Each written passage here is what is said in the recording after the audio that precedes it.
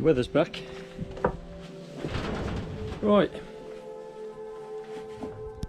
Very short video.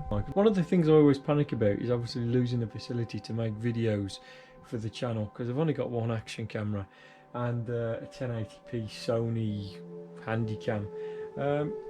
So rather than panic, I've took the plunge and I've bought another camera, and it's the Insta 360.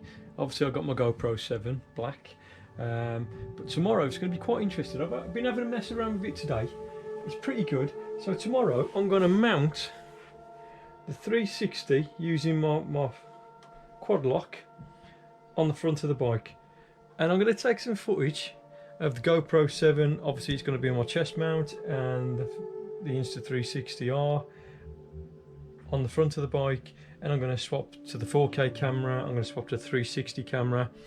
One thing I would say, if you're going to buy one of these, make sure your computer's powerful enough, because mine, even though it's a gaming PC laptop, you'd think it'd be quite powerful.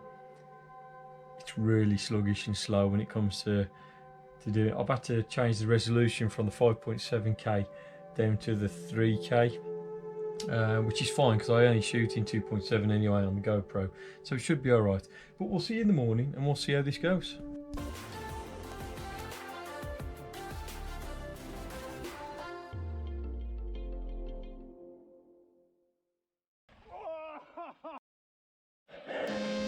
So, testing the 360 camera. This is this thing, the Insta 360. Pointing at camera. It's on it.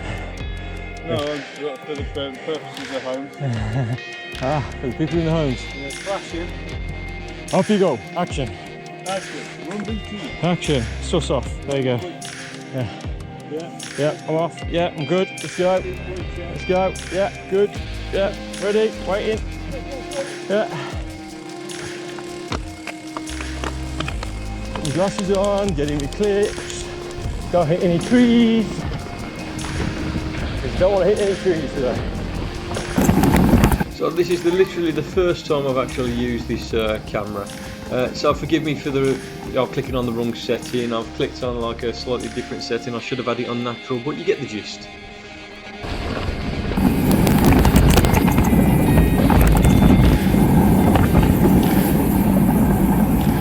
The ability to actually manipulate the image and the footage after you've recorded it is incredible. In post-edit, just being able to move it around to what angle that you want. This is the future.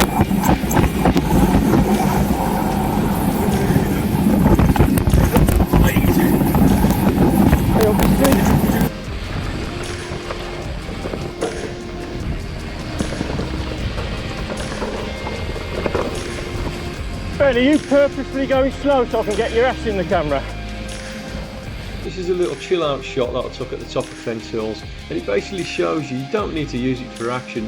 The movements that you can do on it are so subtle, from the manipulating and doing like a bullet time effect to actually going into a zoom in at the end.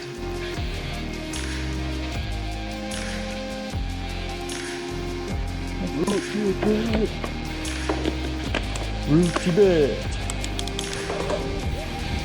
Oh, here we go. Right on the line. Now come on guys, it wouldn't be an Adventure Trails MTB video vlog without me abusing some kind of dog walker, horse, or generally a person on the trail.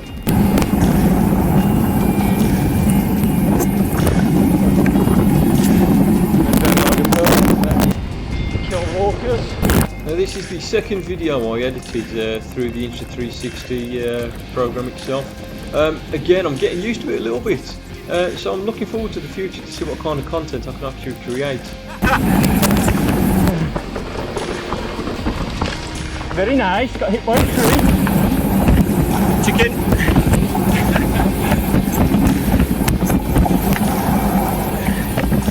Whee! Sick! Yeah, rock and roll! Wouldn't it be funny if I looked down and my camera wasn't there? Yeah. Morning guys, how you doing? Right, I hope you enjoyed that footage. Obviously you can tell the Insta360 can actually do some really decent footage. I've got some pros and cons. This is not a review, I'll just make that clear. It's just my take, having had the machine for, well, I've only used it really seriously once. So here's my take. Right, this Insta360 camera is a great idea. Okay, so the battery pulls off and all the relevant bits pull off. So that's the 4K camera, and that's your main processor using it. That's your main housing. Okay, your computer side of it.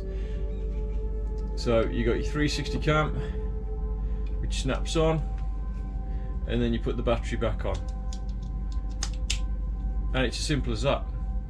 You got the screen. You've got your little port on the side, which isn't very good. People have noticed, you know, they've said before it isn't very good. You've got your USB-C, which is the more common port now, and you've got your memory card slot. Now,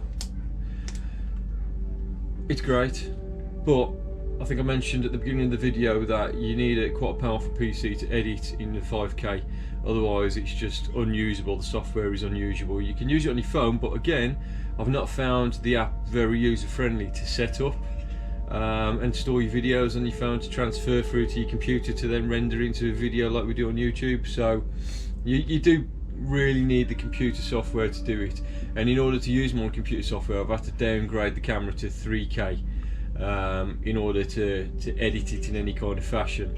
So be mindful of that before you buy a camera like this. The second point I found is this case, although very well made, so you flick it open,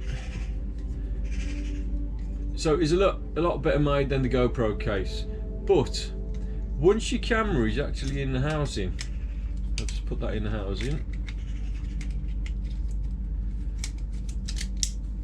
Okay, so it's sturdy, as good as the GoPro anyway, but obviously now it's in the housing, you've got these buttons which are meant to feed through to the buttons that are underneath. Dog shit.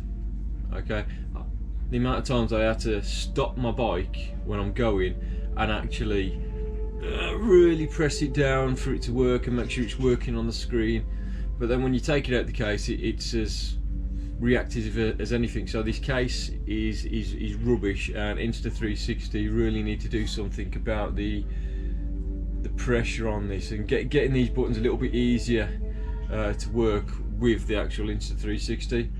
But apart from that, they're my only cons. They make some really fantastic footage. While we're talking about this camera, actually in the corner I'm going to put what the 4K camera looks like. Now I would say an overall package for an action camera for mountain biking, the GoPro is probably the better machine. It's easier to use. I think it's actually a bit clearer on the screen if I'm being honest, and the sound is a hell of a lot better. I haven't played around with the settings yet, so I could be wrong, but I'm going to have another play around today and see if I can get the settings on the 4K a little bit better. But the 4K camera on the Insta are basically there are different modes you can choose, and there's a POV plus, which really elongates and fisheyes that footage to make it look super fast. So that is better, and the stabilization is every bit as good as the hyper stabilization on the GoPro. Wow, we were not expecting rain today. Okay, well at least we've had one nice day in the summer. So I'm going to keep it going, and I'm going to keep you entertained with some more 360 footage, and we'll see you next time for a more in-depth look at the Insta360R. So far I'm impressed. It's got some flaws, but I've been used to the GoPro for about 2 years, so it's going to get a little bit, it's going to take me a little while to get used to this thing. But hope you enjoyed the video. If you did, like and subscribe, same thing, and we'll see you next time. Bloody weather.